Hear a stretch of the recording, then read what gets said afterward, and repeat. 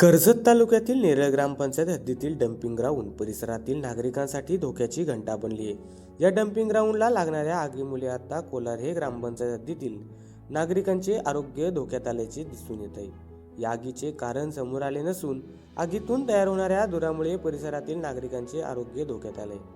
यावर तात्काळ कार्यवाही कायमस्वरूपी उपाययोजना करण्यात यावी अशी मागणी कोलार हे ग्रामपंचायतचे सरपंच महेश विर्ले यांनी रायगड जिल्हा परिषदेच्या मुख्य कार्यकारी अधिकारी नेहा भोसले यांच्याकडे केली आहे। नेरळ ग्रामपंचायत हद्दीतील जमा झालेला कचरा कोल्हारे ग्रामपंचायत हद्दीतील धामोते गावाच्या शेजारीत असणाऱ्या मोकळ्या जागेत टाकण्यात येतो। मात्र कचरा टाकल्यानंतर या कचऱ्याकडे नेरळ ग्रामपंचायतचे दुर्लक्ष होत असल्याचे दिसून येत आहे।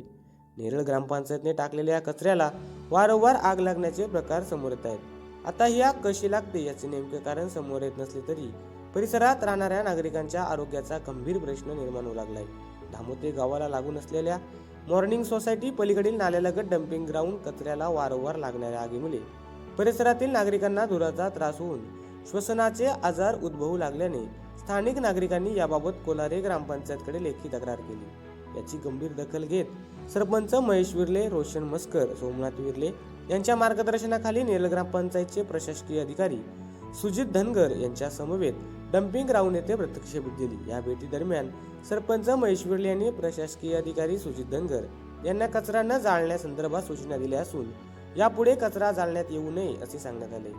तसेच सर्व कचरा हा खड्डा करून त्यामध्ये टाकण्यात यावा अशी सूचना देखील केली। तसेच हे डम्पिंग ग्राउंड दुसऱ्या ठिकाणी हलवण्यात यावे अशी मागणी देखील केली आहे। सरपंच महेश विर्ले यांच्या कार्यतत्परतेमुळे धामोते परिसरातील नागरिकांनी त्यांचे आभार मानले।